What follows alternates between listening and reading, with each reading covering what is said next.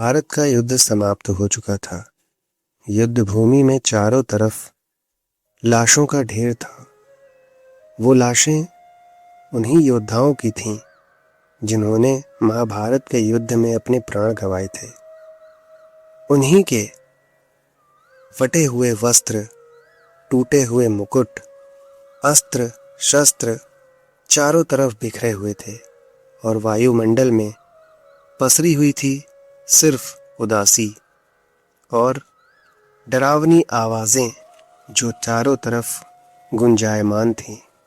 उसी भूमि पर द्वापर के सबसे महान योद्धा भीष्म पितामह बाणों की शैया पर पड़े हुए सूर्य के उत्तरायण होने की प्रतीक्षा कर रहे थे कि तभी उनके कानों में एक परिचित ध्वनि सुनाई पड़ती है, प्रणाम पितामह।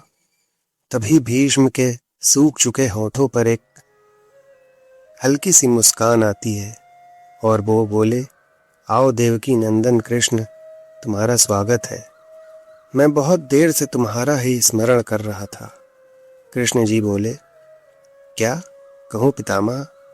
अब तो ये भी नहीं कह सकता कि कैसे हैं। भीष्म पितामह कुछ देर शांत रहे, फिर बोले, कुछ पूछूं केशव? बड़े अच्छे समय से आए हो। संभवतः ये शरीर छोड़ने के पूर्व मेरे कई भ्रम समाप्त हो जाएंगे। कृष्ण बोले, कहिए न पितामह। भीष्म पितामह ने कृष्ण से कहा, हे कृष्ण, तुम तो ईश्वर हो ना? तभी कृष्ण ने भीष्म पितामह को बीच में ही टोका और कहा, नहीं पितामह, मैं तो आपका पौत्र हूं, ईश्वर नहीं।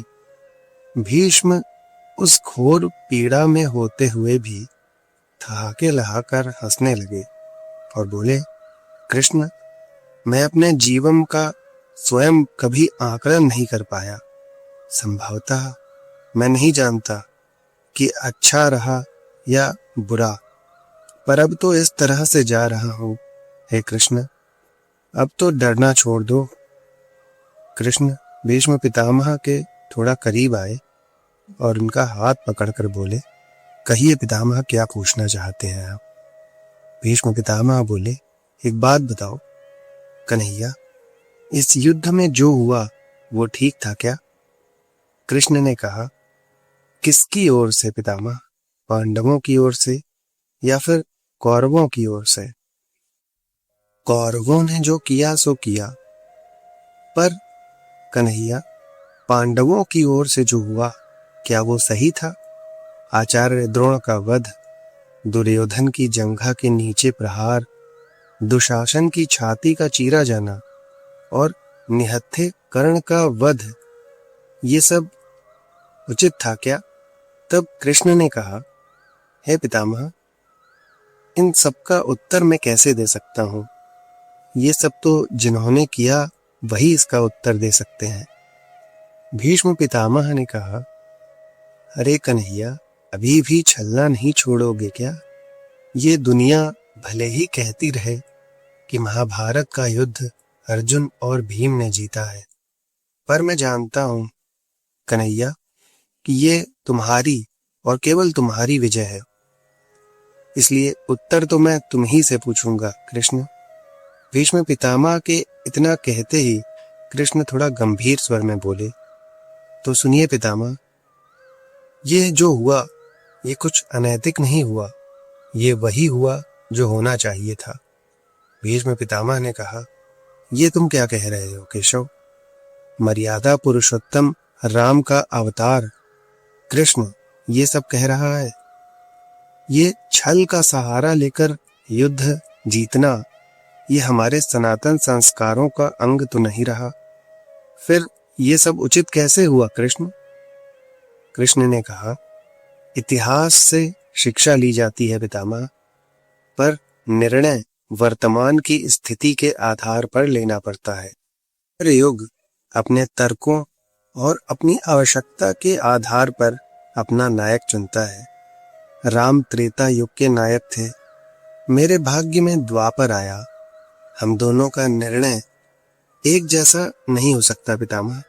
भीष्म पितामह ने कहा, मैं कुछ समझ नहीं पाया कृष्ण। तब कृष्ण ने कहा, पितामह, राम और कृष्ण की परिस्थितियों में बहुत बड़ा अंतर है। राम के युग में खलनायक भी रावण जैसा शिव भक्त होता था।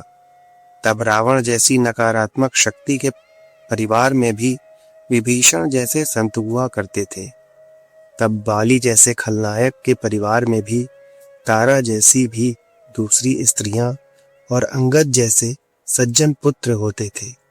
उस युग में खलनायक भी धर्म का ज्ञान रखते थे, इसलिए राम ने उनके साथ कभी छल नहीं किया। परंतु मेरे भाग्य में कंस, जरासंध, दुर्योधन, दुशासन, शकुनी, जयद्रथ जैसे घोर पापी आए। उनकी समाप्ति के लिए हर छल उचित है पितामह। पाप का अंत आवश्यक है पितामह, वह चाहे जिस विधि से हो।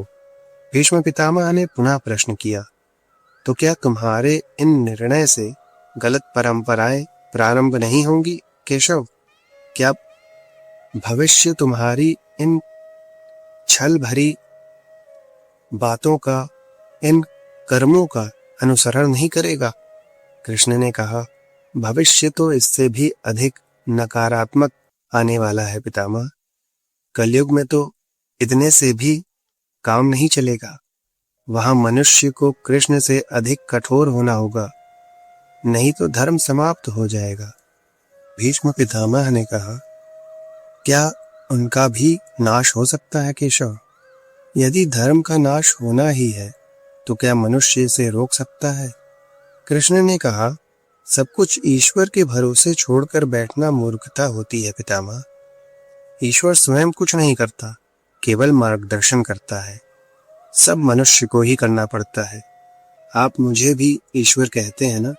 तो बताइए पितामह, मैंने स्वयं इस युद्ध में कुछ किया? सब पांडवों को ही करना पड़ा। यदि प्रकृति का संविधान है, युद्ध के प्रथम दिन यही तो कहा था मैंने अर्जुन से, यही परम सत्य है। कृष्ण की बातों को सुनकर भीष्म पितामह संतुष्ट हो जाते हैं। उनकी आंखें धीरे धीरे बंद होने लगती हैं। उन्होंने कहा, चलो कृष्ण, इस पृथ्वी पर ये मेरी अंतिम रात्रि है। कल संभवतः चले जाना होगा। अपने इस अभागे भक्त पर कृपा करना कृष्ण। कृष्ण ने मन में ही कुछ कहा और भीष्म को प्रणाम कर अपने धाम को वापस लौट चले। पर युद्ध भूमि के उस डरावने अंधकार में भविष्य को जीवन का सबसे बड़ा सूत्र मिल चुका था। जब अनैतिकता और क्रूरता भरी शक्तियां सत्य और धर्म का विनाश करने के लिए आक्रमण कर रही हों, तो नैतिकता का पाठ आत्मघाती होता है। ईश्वर कुछ भी नहीं करते, ईश्वर सिर्फ राह दिखाते हैं और सब कुछ हमें ही करना पड़ता है। इसलिए ईश्वर के भरोसे हाथ पर हाथ रखकर कभी नहीं बैठना चाहिए। मित्रों, ये वीडियो आपको कैसी लगी हमें कमेंट में अवश्य बताएं। यदि ये वीडियो आपको अच्छी लगे तो इसको अधिक से अधिक लाइक करें और शेयर करें, और यदि इस चैनल पर आप नए हो तो इसको सब्सक्राइब करना ना भूलें। धन्यवाद मित्रों।